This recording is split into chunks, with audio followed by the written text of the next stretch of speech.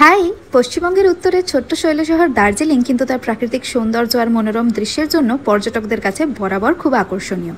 আমরাও তাই এবার ঠিক করেছিলাম দার্জিলিং, কার্শিয়াং, মংপু, শিটং সব একেবারে ঘুরে দেখব।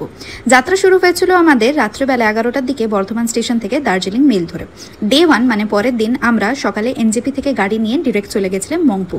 আমাদের ডে 1-এর আইটনারি ছিল প্রথমে আমরা মংপু দেখব, তারপরে শিটং, তারপরে কার্শিয়াং ঘুরবো। সেদিন রাত্রে স্টে করে পরের দিন দার্জিলিং। মংপুতে রয়েছে বিশ্বকবি রবীন্দ্রনাথ ঠাকুরের holiday home. Quinologist doctor Manmohan Sen তার উদ্দেশ্যে এই কুটির এবং বাগানটি তৈরি করেছিলেন। সেখানে এখন মিউজিয়াম রয়েছে আর সেখানকার প্রাকৃতিক সৌন্দর্য তো অসাধারণ। বেরোবার পথে মোমো ট্রাই করে নিতে পারো। মংপু ঘুরবার পর আমরা বেরিয়ে গেছিলাম শিটংয়ের উদ্দেশ্যে, সেখানে যোগীঘাট দেখবার জন্য।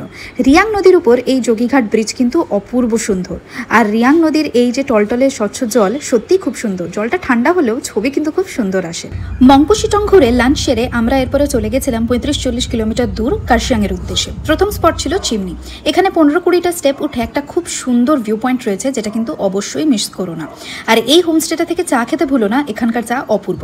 তারপর চলে গেছিলাম আমরা ডাউহিল পার্ক। এখানে প্রচুর রডোডেন্ড্রন এবং ফুলের কালেকশন আছে, কিন্তু আনফর্চুনেটলি রাস্তায় কাজ চলছিল বলে আমরা ইনফেমাস ওই হন্টেড স্পটটা দেখতে পাইনি। তোমরা কিন্তু অবশ্যই দেখতে চেষ্টা করো। এরপর আমরা চলে গেছিলাম ডাউহিলের পাইন ফরেস্টে। ডে 1-এর সব থেকে আকর্ষণীয় স্পট ছিল এটা আমাদের কাছে। দার্জিলিংয়ের চারপাশে প্রচুর পাইন ফরেস্ট রয়েছে, যার মধ্যে ডাউহিল অন্যতম। কিন্তু আমার মনে হয় গাছগুলো এতটাই লম্বা আর ডেন্স ছিল, Dowhill one of the best pine forest in Darjeeling. তারপরে আমাদের সেদিনের লাস্ট ডেস্টিনেশন ছিল হনুমান টক। কার্শিয়াং গেলে হনুমান টক কিন্তু মিস করা যাবে না। এখানকার রাস্তার টার্নটা এতটাই সুন্দর, আর আমাদের মতন যদি ক্লিয়ার ওয়েদার পাওয়া যায় তাহলে পুরো কার্শিয়াংয়ের এত সুন্দর ভিউ হয়তো আর কোথাও থেকে দেখতে পাওয়া যাবে না। এইখানে আই লাভ কার্শিয়াং লেখা সাইনটাও আছে, যেখানে কিন্তু প্রচুর ছবি তোলা যায়।